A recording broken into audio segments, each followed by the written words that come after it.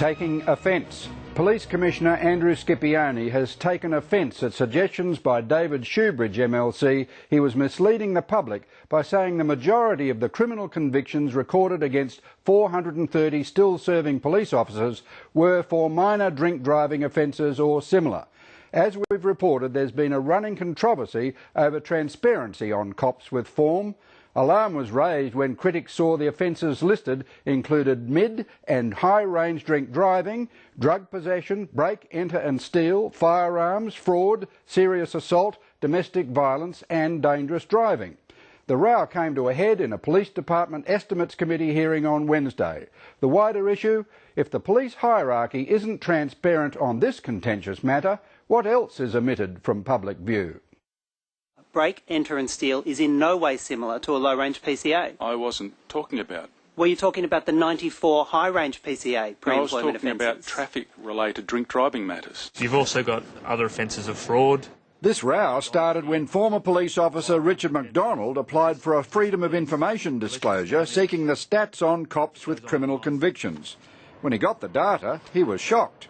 No one would argue that people in whatever life may do the wrong thing, but when you've got serious criminal offences, break, enter and steal, fraud offences, firearms offences, serious drink driving offences that make up the bulk, the majority are serious offences.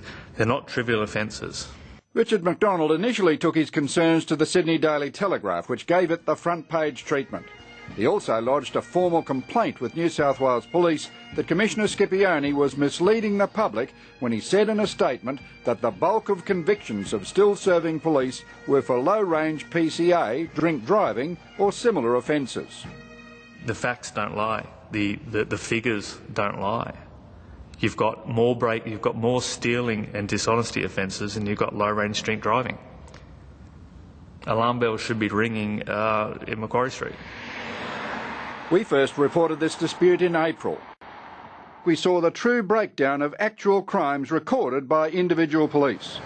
204 out of 260 drink driving convictions were for medium and high range, not low range PCA. And in fact, there were almost 60 convictions for break and enter, theft, and a litany of custodial offences from serious assault charges, stalking to street racing and possession of illegal firearms.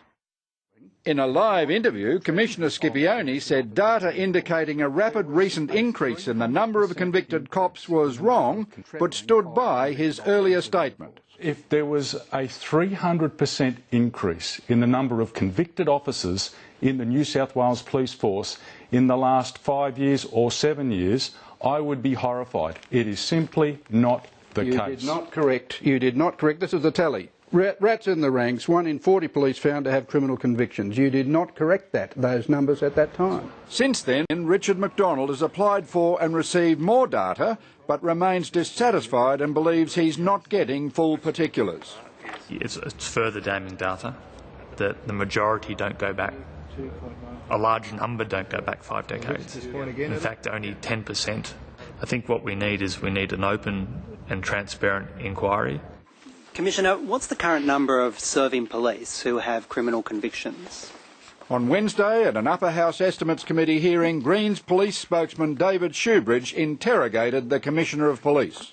These matters all fell into the drink driving traffic offence category. But you see, Commissioner, you didn't say drink driving traffic police category, did you? You said low-range PCA or similar. You were very clear about citing low-range PCA, when only a tiny handful, 21% of the PCA offences were low-range PCA, and the great majority, 79%, were mid or high-range PCA. And you gave that answer seeking to mislead and minimise the extent of the criminal convictions, didn't you? No, absolutely not. And I would refute that. That's rude to suggest that I would do that to minimise or hide, because that's not the way I operate. This is called accountability, not rudeness, I'm happy Commissioner. to be accountable. When you make false statements, you get held to account. Well, I would suggest that sir, the way you're presenting it is probably rude, and certainly I take some offence at it, because I've based a career on making sure that we are transparent, that we do the right thing. My advice and my response to you is quite clear. At the end of the day, I formed a view that this was a traffic matter. It was a matter that was of the most serious. When we talk about PCAs, they are very, very serious offences. But when I said low-range PCA or similar, I'm talking about similar types of offences. Same ingredients, different level of alcohol in the system. As I've said, all PCA matters, all drink driving is a crime.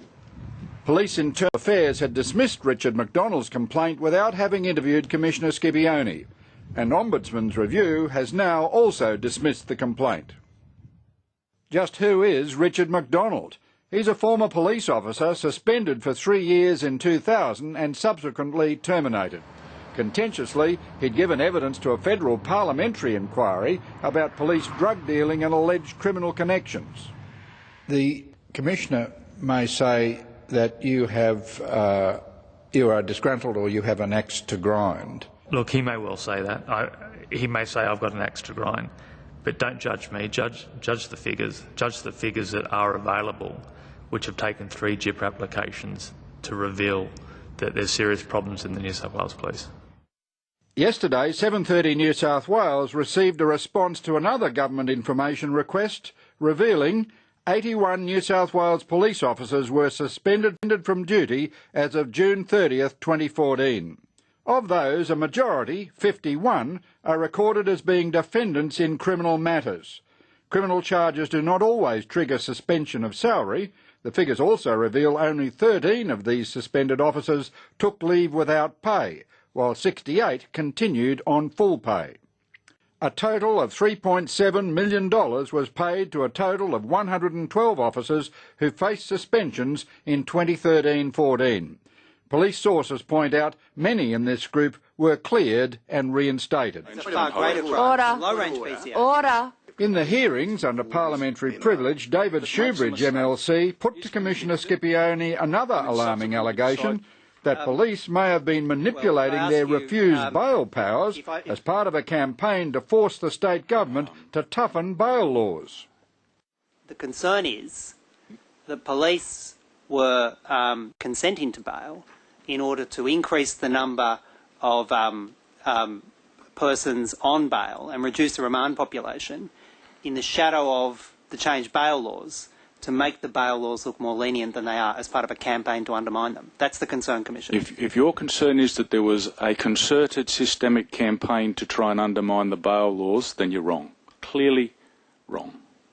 Has there been any discussion amongst police about strategies to put in place in the shadow of the bail laws in order to reduce the remand population and make these bail laws look bad? Certainly not that I'm aware of, and if there had been, I'm certain that I would know. Dr. Don Weatherburn, head of the Bureau of Crime Statistics and Research, is currently investigating the operation and impact of the Bail Act. Well, look, the first question I think all of us need answered is, has the practice of bail granting and refusal changed? The second question is, who's changed it? So our first concern is whether it's pretty much the way it's always been, and that is to say the percentage of people granted bail and refused bail hasn't changed, or whether we're seeing something we haven't seen before. So once we see that, if we see some major change in the way these decisions are being made under the new Bail Act, we can start asking questions about why. What are the potential causes of that?